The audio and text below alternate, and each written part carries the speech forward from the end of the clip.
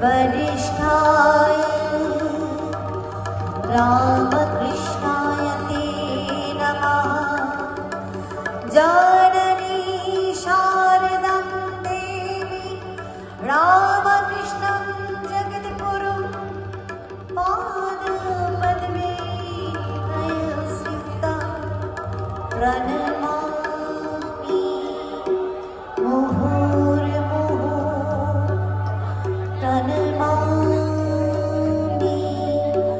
मुहुर्मुहुः। শ্রীমদ্ ভগবদ্গীতার সাধারণ বাণী অনুসারে আমরা দেখেছি যুগে যুগে ধর্মের সংকটকাল উপস্থিত হলে শ্রী শ্রী ভগবানের আবির্ভাব হয়।